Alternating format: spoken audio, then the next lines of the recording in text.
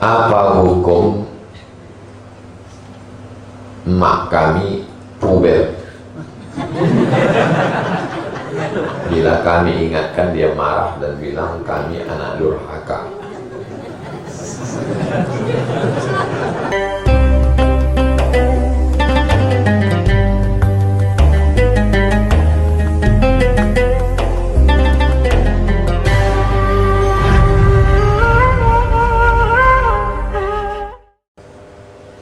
Apa makna hadis ar-rashi wal murtashi finnar?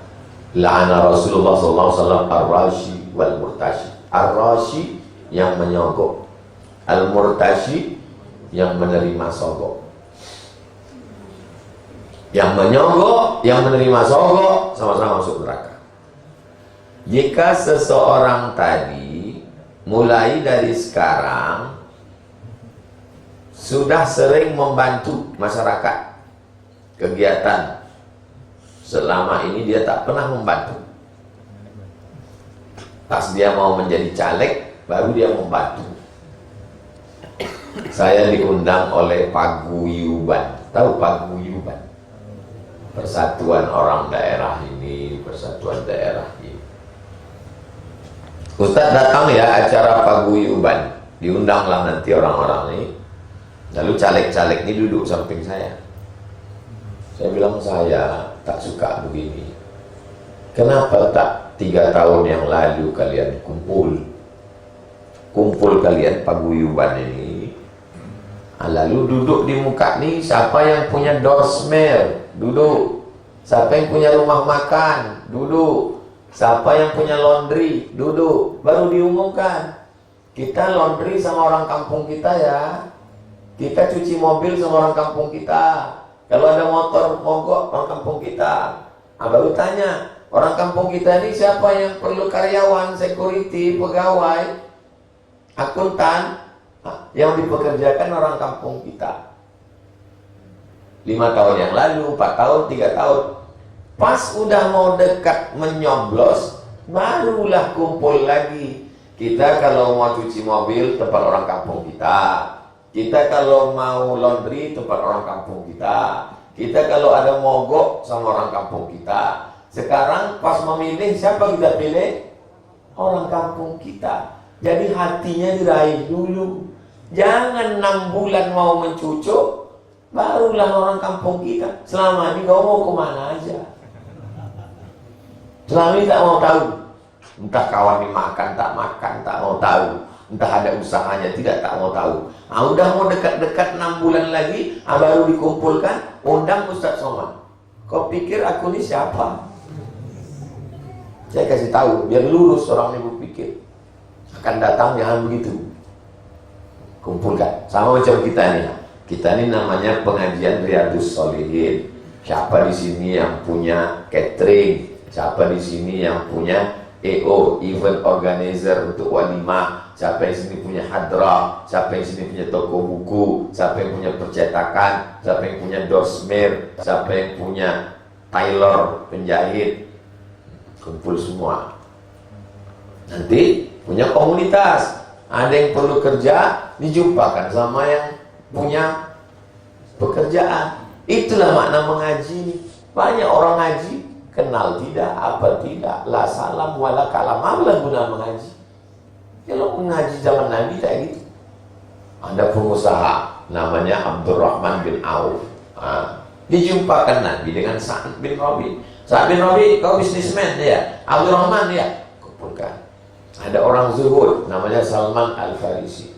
Dijumpakan Nabi dengan Abu Darda. Abu Darda, kalian nampaknya satu signal nih. Begitu. Saya mau kita nih begitu. Ada anak muda yang soleh, baru tamat kuliah, bapak nih punya bisnis, ini perlu orang baik, ini perlu pekerjaan, jumpakan. Apa nih pula, ada anak gadisnya, ini ada anak lajang, dijumpakan. Begitu. Ini ngaji sama subuh, sama-sama kedinginan. Pas giliran menantu, kasihnya anak gadisnya sama orang tak sembahyang. Pas giliran mengamuk KDRT, biru-biru muka anak gadis, harus bisik sama Ustaz. Ustaz carikan yang soleh-soleh. Udah biru muka anak kok minta soleh.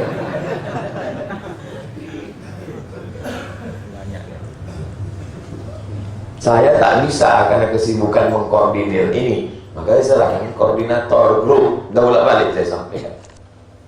Koordinator, kita ada di grup Riyadhus Shalihin. Ini begini-begini. Berceritalah kalian di grup itu. Saya tak usah masuk di dalam. Apa hukum emak kami puber? Bila kami ingatkan dia marah dan bilang kami anak durhaka. Manusia ini mengalami siklus. Siklus manusia ini berputar macam lingkaran gini. Jadi manusia ini mengalami siklus pada usia 10, 11, 12 dia mengalami pubertas.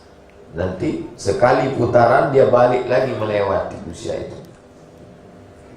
Antum pada usia 11, 12 mengalami jatuh cinta segala macam. Nanti pas usia 40 antum mengalami itu lagi. Jadi kalau istri antum mengerti, dia akan bersolek secantik 20 tahun yang lalu. Mesin tak ganti, body aja. Dempul-dempul sikit. Dan dia tahu lakiku ni matanya macam mata 20 tahun yang lalu. Matanya ini balik-balik macam mata semester 3 dulu. Tahu dari paham, dipelajarinya, bacanya. Maka dia pun berusaha tampil seperti 20 tahun yang lalu, walaupun umurnya sudah 40. Itulah jangan kita mengejek kalau ada nampak ibu-ibu sibuk minum jus bengkoang. Daripada pakai skincare, muka putih leher hitam,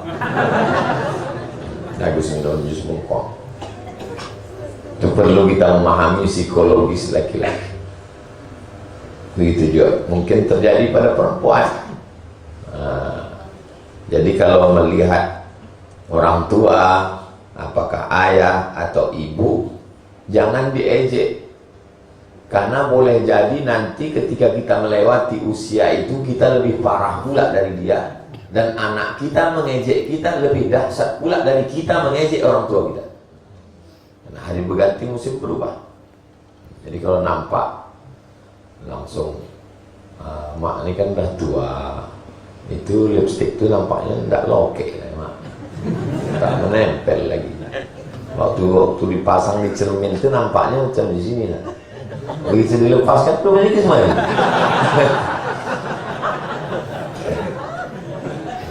Kalau bisa mak, janganlah pakai baju you can see itu.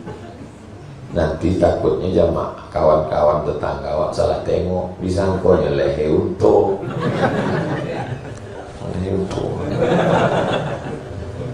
Jangan cakap kasar-kasar. Jangan udah tua bawa bangkai. Itu kan yang melahirkan kita. Rupanya bisa kita lahir ke dunia ini kalau tak ada dia. 9 bulan 10 hari kita tumpang perut dia. Merantau ke Pekanbaru, saya menumpang di rumah kawan saya, Pak Ustadz. Jasanya saya kenang seumur hidup. Berapa lama kau tumpang rumah dia, kos-kosannya? 3 hari. 3 hari kau tumpang kamar kos-kosan kawanmu kau kenang. 9 bulan 10 hari kau tumpang perutnya tak ada kau ingat.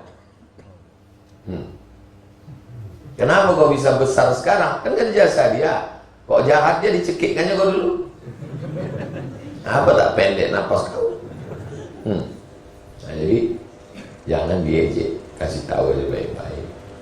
Ada video yang lembut-lembut, yang kirim video saya mengamuk diri saya nanti. Dia sedang sensitif, kirim video Ustadz Adi Hidayat, Buya Yahya, itu yang lembut, agim. Nah, supaya apa? Supaya dia baik. Doakan, suruh orang lain yang sebaya sama dia, kawan dia, menasihati dia. Cari mana kawan dia akrabnya, itu sampaikan. Makcik kawan mak saya kan, ya tolong sampaikan makcik. Apa yang kusampaikan? Bilang kita ini udah 60, udah tak lama lagi. Pakailah jilbab. Jangan ajari orang tuamu bicara. Jangan kau tunjukkan kau hebat bercakap di depan orang tua. Karena yang mengajari kau bercakap dia. Cuma mengajari dia bercakap. Mentang-mentang udah kuliah di Pekanbaru, sarjana, udah pengajian, balik ke rumah mengajari orang tua dengan menunjukkan buah asa. Apa kata dia dalam hati? Yang mengajari kau bercakap aku. Sekarang kau pula menunjukkan kau pandai bercakap.